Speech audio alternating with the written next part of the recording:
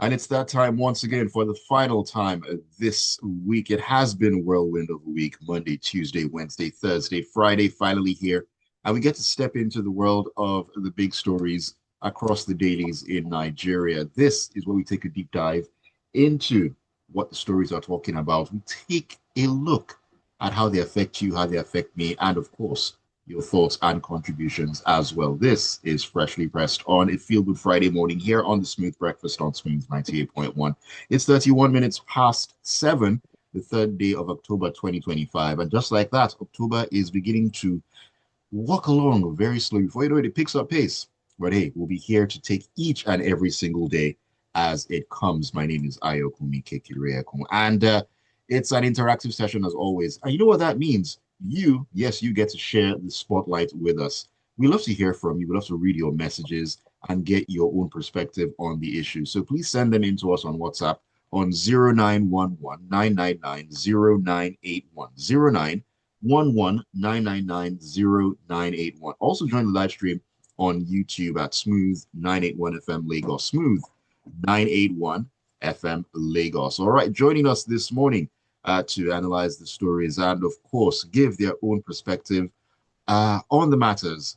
Two very fine gentlemen, AB Bozimo and, of course, Joseph Obari. AB, good morning to you. Good morning, Ayo. Good morning, Joseph. Great to see you from your current location. And good morning to all of the wonderful listeners out there. Let's round up the week in a manner that we'll be happy. Yes, indeed, we should. Joseph, coming to us from outer space. For those who are on YouTube, you know what I'm talking about. Good morning to you, Joseph. Good morning, Ayo. I like your fila this morning. Oh, Good thank to you, see thank you. you. I thought to do Oh, something I think different we're today. almost all traditional this morning. It'll be good to see you. Good morning, listeners. It's also another exciting Friday for us, and your contributions, as usual, are very much welcome. Thank you very much. Yes, indeed. Thank you for taking up the time to join us this morning.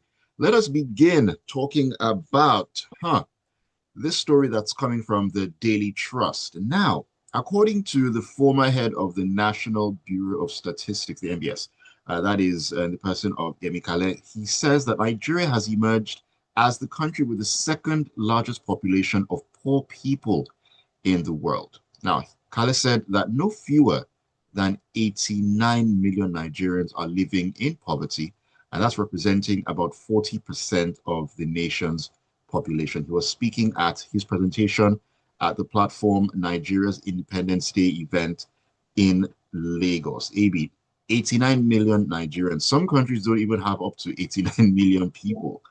That is a very damning statistic. That is actually the context in which this should be taken. We are second to India.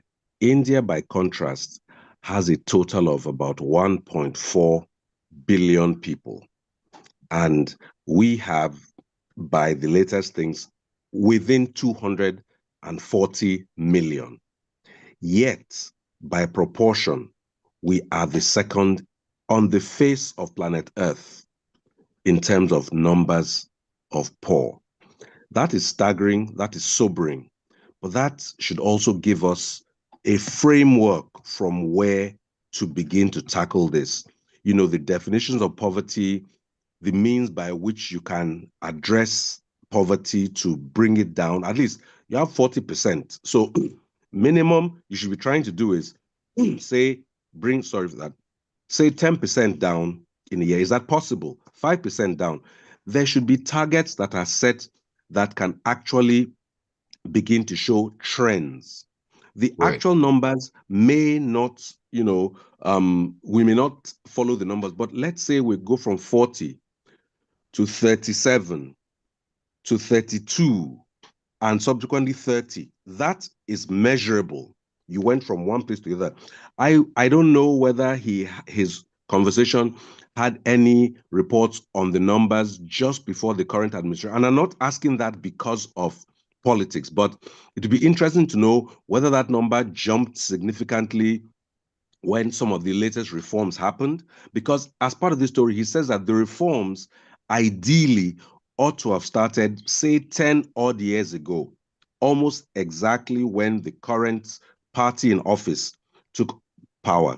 I will say that one of the major things that we're all dealing with right now is the removal of subsidy. I am on record as having said that when it was announced by then President Jonathan, I was in support. Against a majority of people, I saw what Jonathan saw in terms of those numbers. That said, there were some things that were put in place at the time when they proposed it, like the UWIN program. And I recommend people going to look up UWIN's impact when it happened. It was randomized. It was neutral, because part of the things going on right now, we hear in the recent presidential speech that we spent over 300 and something billion on a number of households. That money may have been dispersed or disbursed at the federal government level. It doesn't go directly from the president's hands or even his minister's hands to everybody's who's supposed to get Of it. course. The question is it really getting to the intended people, or are middlemen, in quotes, somehow, that I'm not accusing them, I'm asking the questions, because somehow it seems to me that as a person from one of the villages where poverty is so poor it cannot even walk on two legs, it has to crawl, I should have surely heard of one or two persons who have benefited. Yes, we have 774 local governments and innumerable numbers of people in the country who are poor. But is that money reaching everyone? Is it, quote unquote, being trapped within political, boundaries?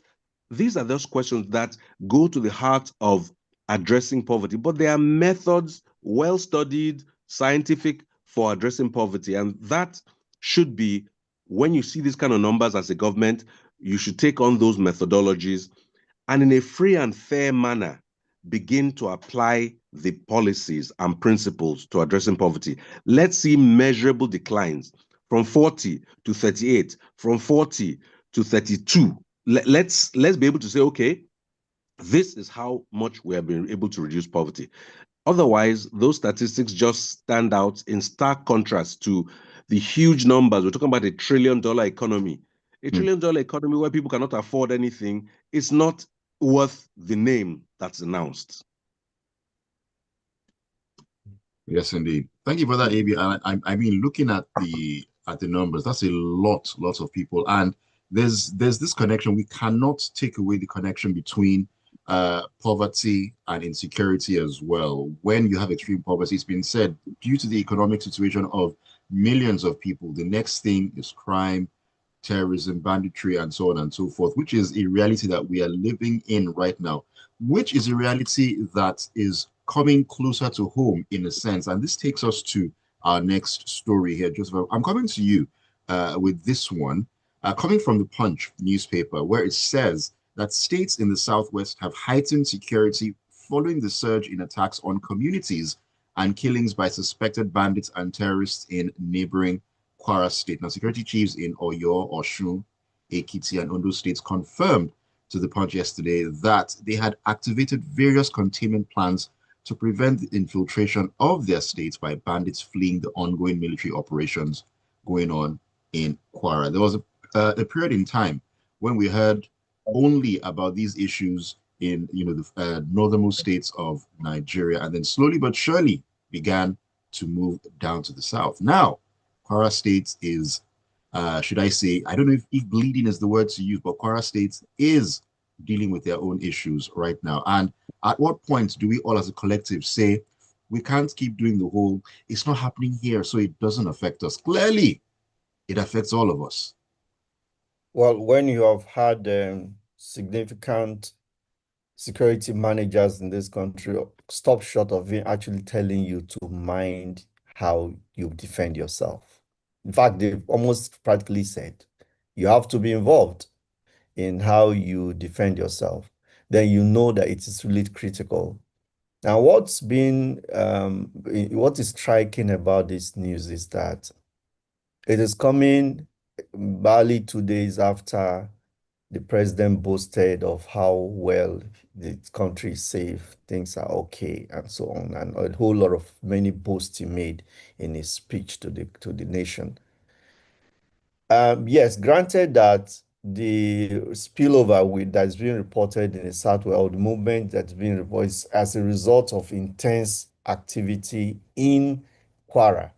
But the fact that there is fear in the entire Southwest region is now in grip of fear, is just tells you the effect of insecurity on the people.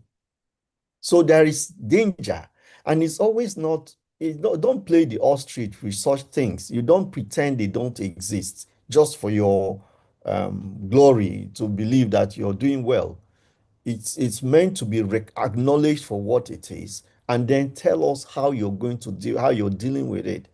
And for me, what is even striking in this story is that for the, I would say for the almost very first time, I hear a change in the words of the chief of defense staff, because he Mm, said to troops, he said, at the end of the day, the only thing we must do is to look for the bad guys and take them out.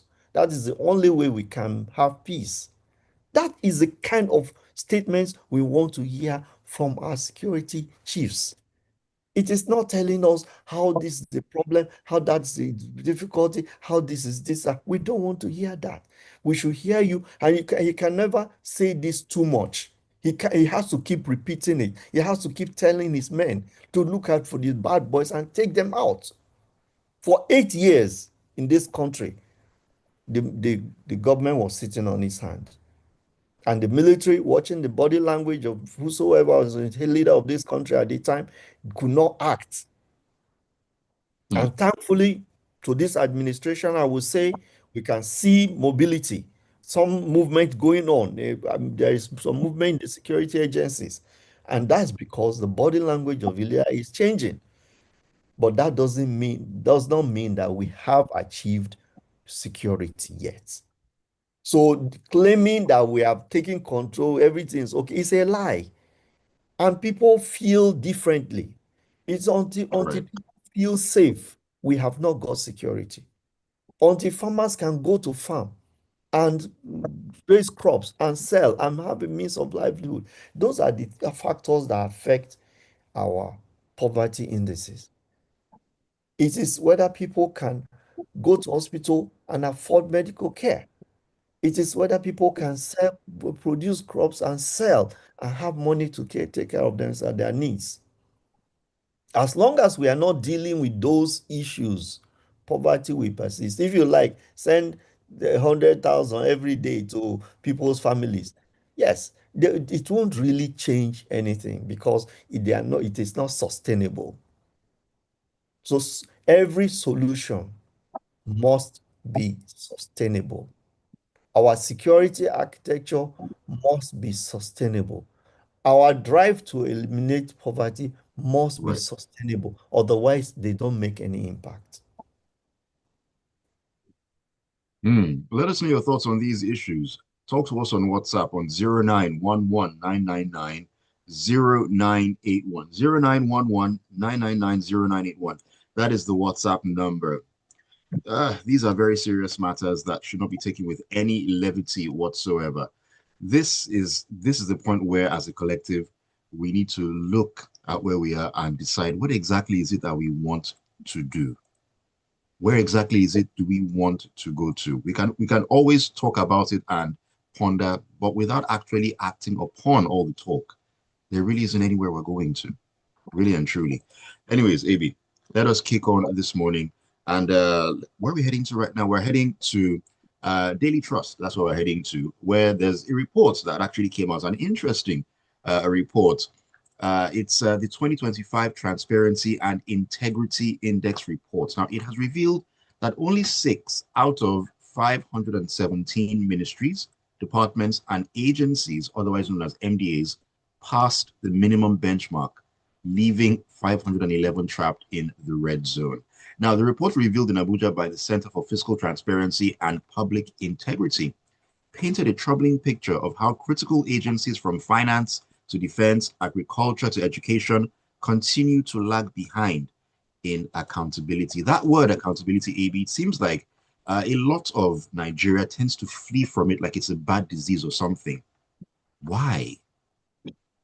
Now, when we talked about the poverty number, we said it was bad. This is actually 1.1% that passed the transparency test.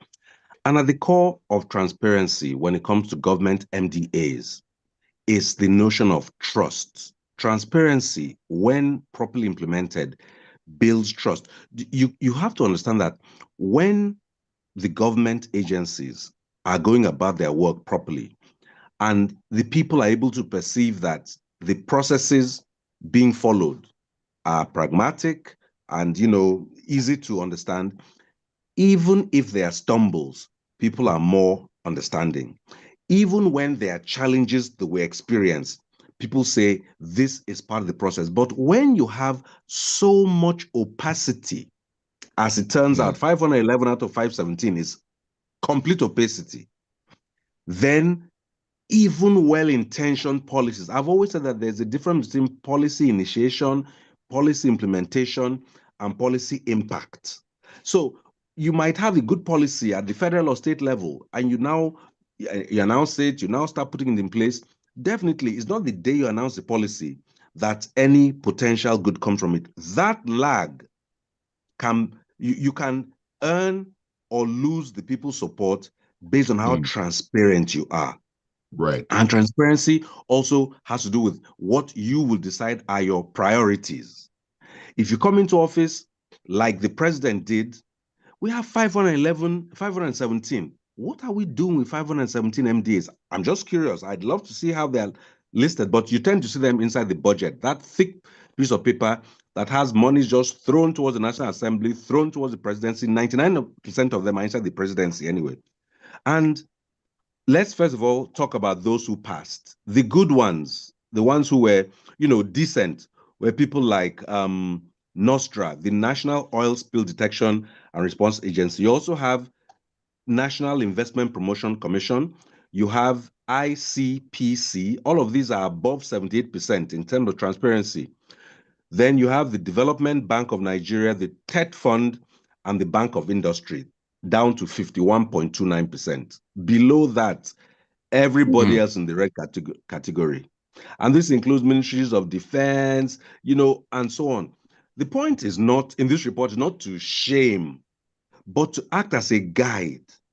Let us define what transparency and accountability looks like. Let the citizenry understand what you are doing with the money. Remember, next year, January 1, we're going to have a brand new tax regime. And while it's mired in some confusion from all sorts of people, it is this kind of transparency that will make people more understanding and more supportive of whatever the intention is. We keep talking about this 1 trillion naira economy. We will Dollar. not be able to get there if we are pulling and dragging the people along. The people have to actually be the ones who say, you know what, it's because of my taxes that we will achieve this and that. So I just think this is a warning message to all of these MDAs. This organization exists to point out where they have not done as well as they can. And I'm confident that they can do better. This kind of guidance, I think, should form their next strategic conversations internally about how to go up from whatever percentage they are right now. I talked about poverty going down in stages. Let's talk about transparency going up in stages. If you're at 10%, target 20. If you're at 49, target 59. If you are at 32, target 45. It should be actionable plans to improve transparency. So I think they should engage with the report, understand where the gaps are, and put in place processes by which to show transparency. Believe me, when you are showing transparency, you will be the darling of the public. Yemi Kale, when he was the NIBSS, the national, he was NBS. He was known for saying it like it was. It's no surprise to me that when they removed him, he has now gone to Afrexim Bank, i.e., literally a promotion. Though it's nicer to be the statistician of a whole nation, but it's not a bad gig to be head of Afrexim Bank.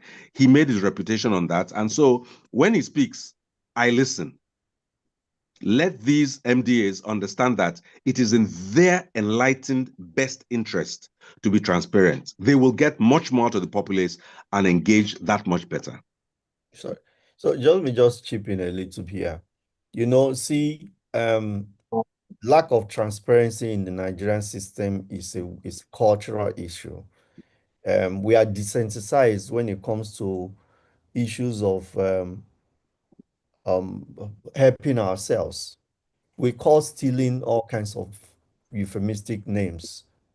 Where you're smart, you don't grab, you don't hammer, you don't do all kinds of things, except calling it thievery and stealing. Yeah, we don't do that. So such things like conflict of interest.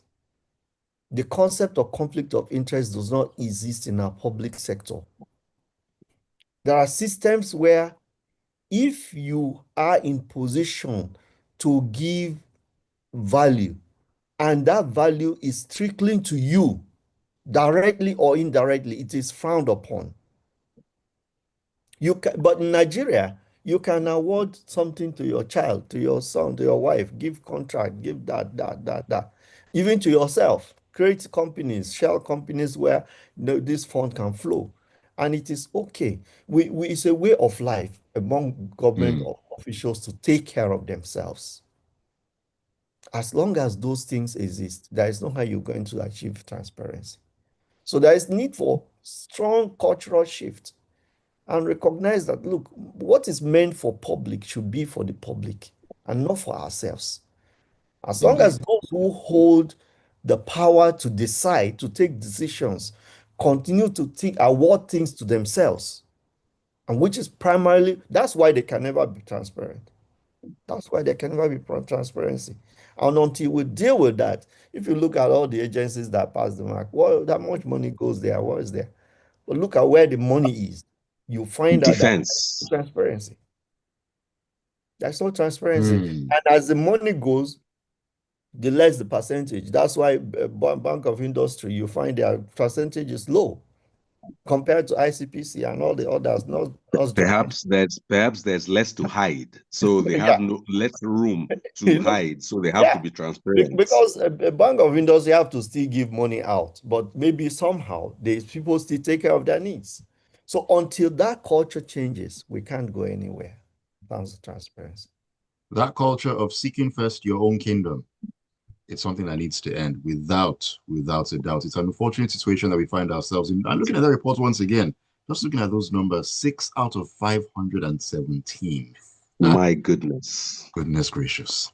Goodness gracious. Anyways, Joseph, you talked about the right people in being in the right places to make the right decisions. That leads us to this particular story. It's something that we've spoken about before, but it's in the spotlight once again. The Vanguard is what we're pitching our tent right now, where the European Union Election Observation Commission has called for judicial and constitutional reforms in Nigeria ahead of the 2027 general election. Now, Mr. Barry Andrews, a member of the European Parliament who also headed the EU mission to the 2023 general elections, led the EU EOM delegation and spoke during a visit to the Independent National Electoral Commission, INEC headquarters in Abuja yesterday.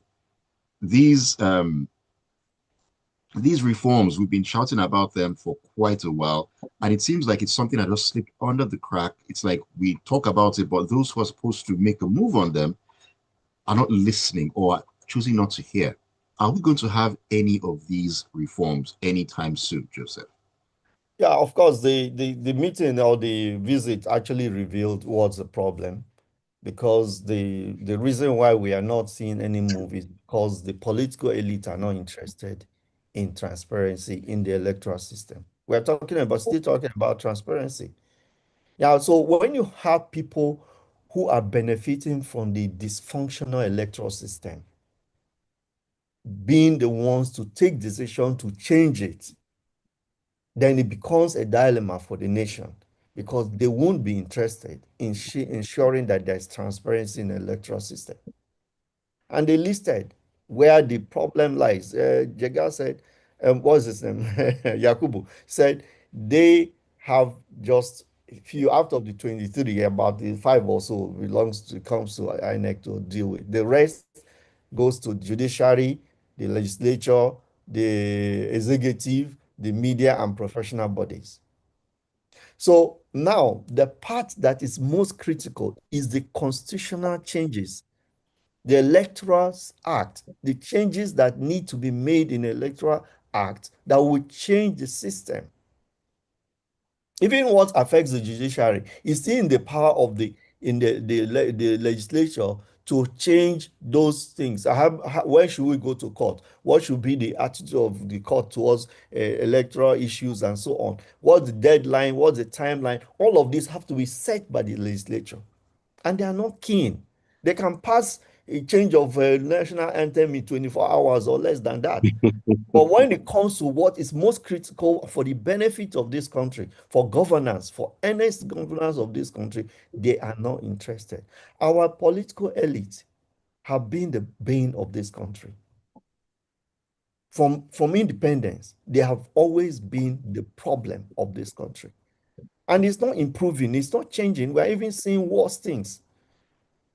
So when people are just selfish, just interested in their own benefits, there is no how they can act in public interest. And that's at the heart of the matter. Jega, I'm sorry, I keep saying Jega. Yakubu Yakubu, Mahmoud Yakubu, practically who is crying out and who is saying, also on his way out of office. So you might need yeah, to yeah, get used to the new name, whoever it's going to be. So, but the man is practically crying out. He says that unless the review of the electoral act, whatever act is done by his legislators, that they conducted a review of their own system and came up with 142 recommendations for electoral reform. No, and it was complementary to reports by observers. You just listen to that 142 recommendations for electoral reform from INEC. But who is going to make that reform happen? It is the legislature. And what are they doing? Nothing. And Nigerians are sitting down and keeping quiet and hoping that in 2027 they will have election that their votes will count. We're just deceiving ourselves. Hmm. You know what they say, doing the same thing over and over and expecting a different result is akin to insanity. As they say, if something doesn't change and you keep doing that thing the same way, I don't know. I mean, you cannot keep doing 2 + 2 and expect to get 25. I don't know how that's going to happen. So you need to change the variables. You can get 22. Let me take messages and number of lined up as we begin to wrap it up on the show this morning. This is Charles in Festac who says, good morning, Ayo and the crew. Good morning to you, Charles. I believe that the ability of the Southwestern officials who are currently in charge of 96% of security outfits in Nigeria to eliminate the influx of terrorists and bandits in their region would go a long way to prove their competence or otherwise. After all, the Nigerian leadership is gradually turning to that selfish mindset of me, myself, and I. Very unfortunate. I don't think they're gradually turning. It's as was mentioned. It's culture. Established. It's a been culture. established.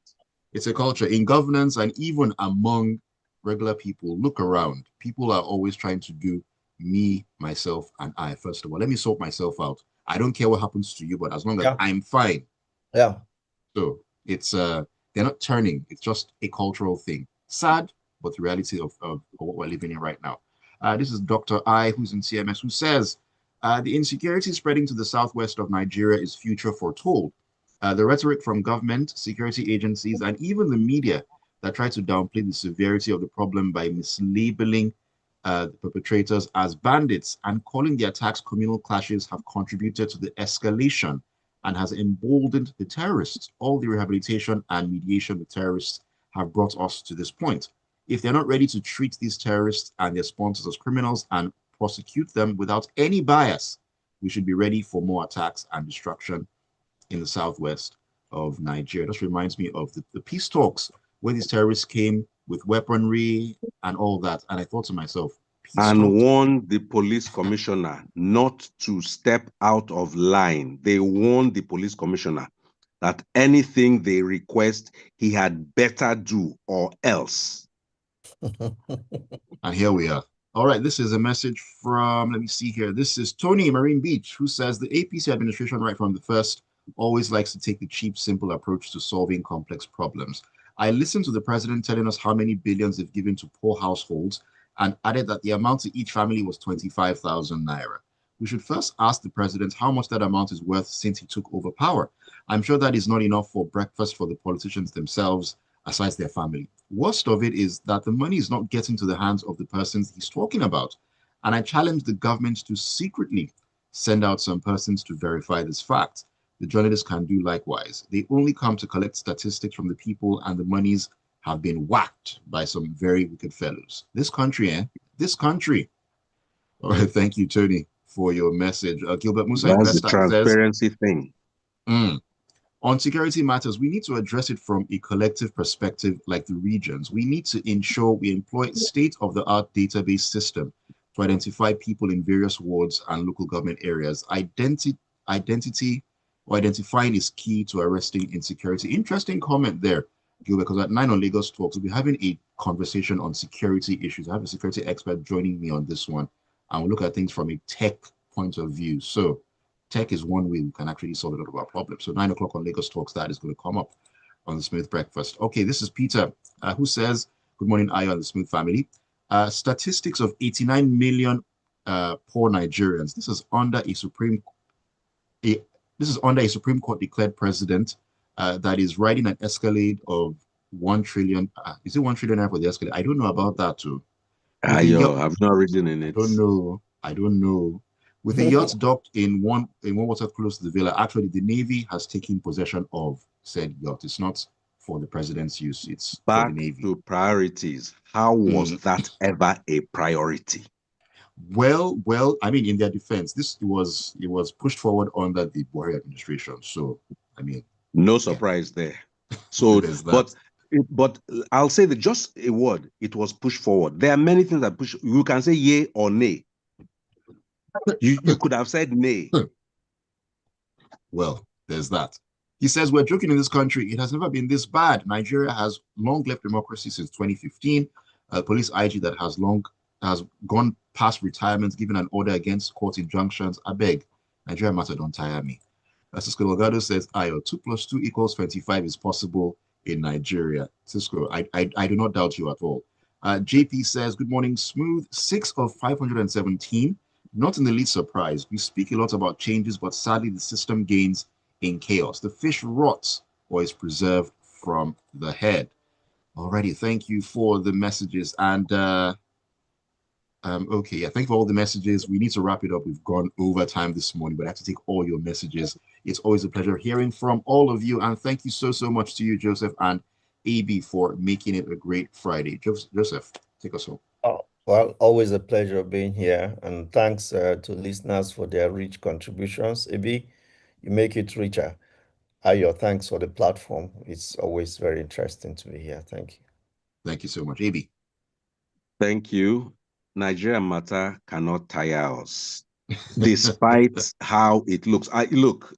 People hear me. I am sometimes most caustic and critical, but we wake up to do this. We join our wonderful listeners because we all care deeply about this country, and that will not change in our lifetime. We will be part of the vanguard of improvement. God bless everyone. Have a wonderful weekend ahead. Let's see whether climate change will let us stay dry. Fingers crossed on that one, most definitely. All right, thank you all so much once again. Thank you for being a part of the Smooth family. And of course, do not go anywhere. It's going to be all about sports at 8:15, taking you into a weekend of sporting action. Also looking back on what's been going on in the last 24 to 48 hours as well. Tega is in. It's fireworks to be expected. Keep up with us.